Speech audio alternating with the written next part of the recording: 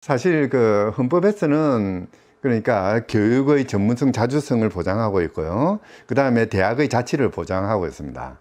근데 문제는 뭐냐면은 초중등 교육의 경우에는 국민교육체제의 한 부분입니다.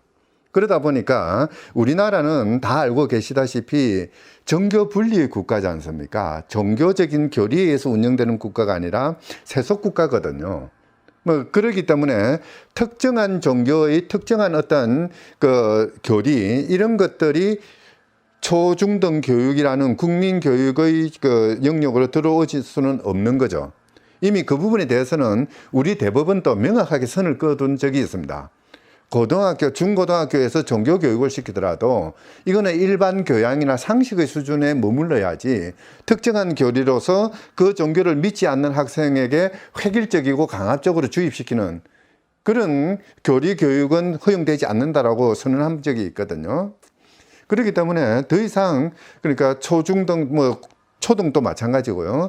그런 교육 과정에서 국민교육체제 안에서 특정한 교리를 교수하거나 가르칠 자유, 그거는 우리 헌법에서는 존재하지 않는 자유입니다. 그걸 주장해서는 안 되는 것이고요. 대학의 경우도 마찬가지입니다. 대학은 그러니까 학술을 전수하는 공간입니다. 진리를 전수하는 공간이죠.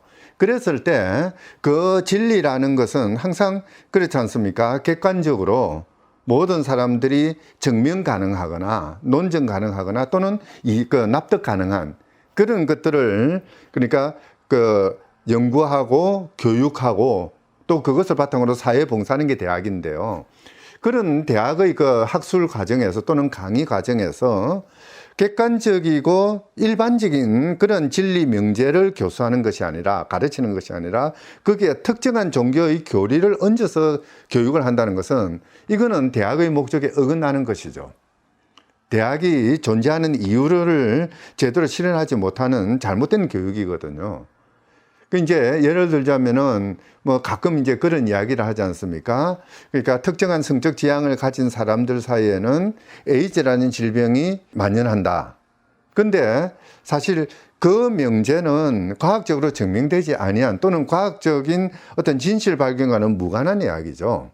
그러니까 불결한 위생적이지 않는 성관계를 가지면은 에이즈가 전파되는 거죠. 여기에는 특정한 성적 지향의 패턴하고는 관계없는 현상들이 이거든요. 그런데도 불구하고 위생적이지 않은 성행위에다가 성적 지향을 무리하게 결부시킨 겁니다. 바로 여기에서 차별이 발생하는 겁니다. 똑같은 이야기로 얼마 전에 코로나 바이러스 때문에 이태원 클럽 문제가 발생한 적이 있습니다. 이태원 클럽에서 코로나가 발생했고 전파되었다 라고 이야기하면 충분한 것을, 그게 이제 진실이죠. 거기에 이제 어떤 특정한 성적 지향을 갖다 붙이는 거죠. 요거는 왜곡입니다. 차별금지법이 금지하고자 하는 왜곡인 것이죠. 이제 바로 이제 그런 점에서 본다면은 대학에서 연구하고 전수돼야 되는 진리라는 것이 과연 무엇이냐, 이걸 한번 고민할 필요가 있는 것이고요. 또 하나 경우에 따라서는 특정한 성적 지향이나 성별 정체성에 따라서 다른 판단을 해야 될 경우도 있을 겁니다. 그러니까 예를 들자면은 사회 계층별로 성적 지향이 어떻게 분포되어 있는가, 이런 걸 연구할 필요도 있는데요. 사실 그런 어떤 학술적인 또는 진리 발견의 목적에 필요한 범위 내에서 성적 지향이나 특정한 성별 등의 사유들을 변인으로 삼아 가지고 조사를 하고 연구를 하는 거, 이거는 차별금지법에서 인정하고 있는 합리적인 차별이죠. 그 어떠한 의미에서도 그러니까 사회적으로 잘못된 것이라고 할 수 없는 정당한 그런 차별인 것이거든요. 사실 우리 헌법은 또는 우리 차별금지법이나 우리 법제는 그러니까 차별이라고 이야기되는 것보다 정확하게 이야기를 하지만 다르게 취급하는 거죠. 이 다르게 취급하는 걸 모두를 차별로 금지하고 있는 건 아닙니다. 다르게 취급하더라도 배고픈 사람에게는 밥을 주고 추운 사람에게는 옷을 주는 것은 다르게 취급하지만은 정당한 다름이죠. 그죠? 이런 것들은 언제든지 권유되고 그것은 타당하고 법적으로 올바르다고 이야기를 하죠. 그런데 합리적인 근거 없이 밑도 끝도 없이 당신은 남자이기 때문에 우리 직장에 들어오면 안 돼. 또는 당신은 혼인을 했으니까 우리 직장 그만둬. 이거는 직장 생활하고 남녀 또는 혼인 여부는 전혀 관계없는 건데 이것을 결부시킴으로써 불이익을 주는 것이거든요. 바로 그런 것들을 금지하고 있는 겁니다. 제일 중요한 것은 내가 어떤 것을 할 수 있느냐 없느냐 또는 어떤 교육을 할 수 있느냐 또는 연구나 또는 표현을 할 수 있느냐 그게 중요한 것이 아니라 그런 표현에 이르게 되는 과정이 정당하냐 어떤 설명할 수 있고 다른 사람을 납득시킬 수 있는 그런 식으로 다르게 취급하느냐 아니면은 어느 누구도 이해하지 못하는 제대로 된 잣대도 없이 자기 기분 내키는 대로 줬다가 뺐었다가 하는 이런 것이냐 요거는 지금 엄밀하게 구분할 필요가 있죠.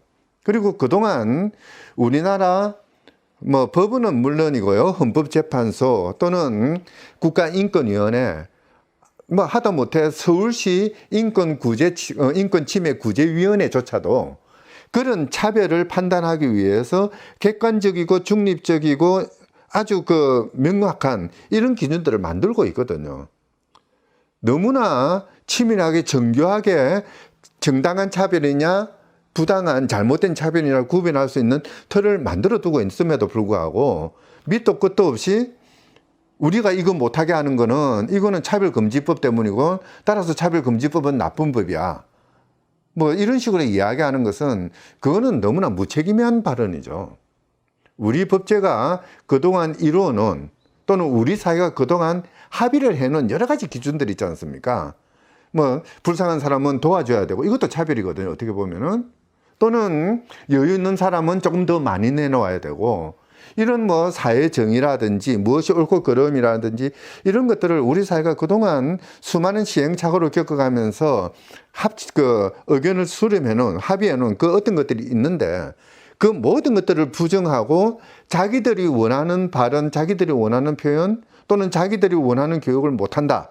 그러니까 그것은 잘못된 것이다. 라고 이야기하는 것은 어떻게 보면 일종의 그것은 독재자, 전제적인 그런 발언이라고 해야 될 겁니다.